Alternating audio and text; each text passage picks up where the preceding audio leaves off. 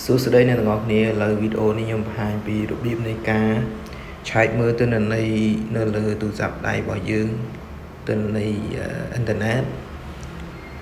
ក៏ដូចជាព័ត៌មានផ្សេងអូខេ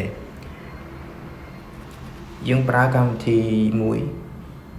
សម្រាប់ smartphone ឈ្មោះថា Cam ID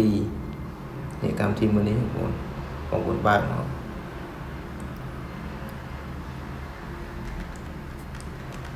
Cam ID នេះបងប្អូនហើយបងប្អូនsign up បញ្ចូលលេខទូរស័ព្ទបងប្អូនចូលទៅកម្មវិធីរបស់ smartphone កម្មវិធីហ្នឹងបងប្អូនយើងអាចបដូរទិន្នន័យផ្សេងបានដូចជាយើងបញ្ចូលលុយយើងវាមានគម្រោងពិសេសសម្រាប់អ្នកផ្សេងអញ្ចឹងណាយើងមើលទាំងអស់នេះមកវាមានច្រើនវាមាន$2ក្នុងមួយសប្តាហ៍វា 10G ដែរនេះប្រើមាន5រៀលកន្លះ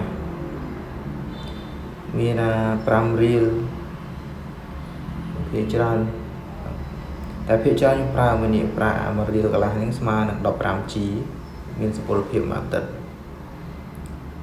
អូខេពេលយើងបញ្ចូលមកលុយគោលរបស់វានៅកន្លែងនេះគេនៃគោលតោះទៅយើងអូសមកខាងឆ្វេងដៃមកទិន្នន័យអានេះជាទិន្នន័យដែលយើងបដូរពេលយើងបដូរគម្រោងអីមួយទៅវានឹងលោតទិន្នន័យចូលកន្លែងនេះអូខេទិន្នន័យរបស់ខ្ញុំសល់4763 MB ជិតអស់អានេះអូមកទៀតមកនេះ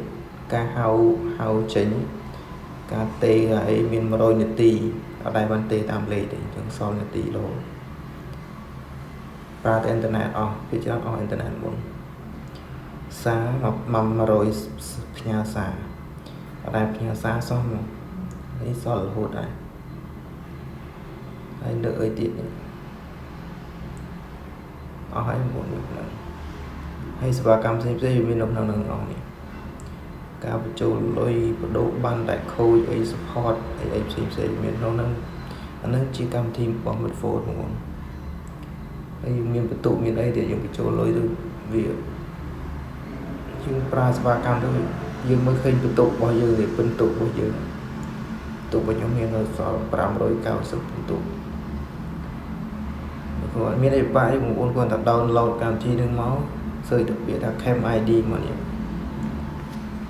សើចមើលបងប្អូនសើចចឹងមក Android ក៏ដូចគ្នាដែរ Android ក៏អញ្ចឹង iOS ក៏អញ្ចឹងដែរសើចថា Cam ID អញ្ចឹងបងប្អូន Cam ID នេះបងប្អូនកម្មវិធីមួយនេះបងប្អូនដោនឥឡូវខ្ញុំដោនហើយខ្ញុំបើកវាមកបាទចូលឡើងនឹងដែរដល់វីដេអូមានតែប៉ុណ្ណឹងបងប្អូនអរគុណសម្រាប់ការទស្សនាបាយបាយ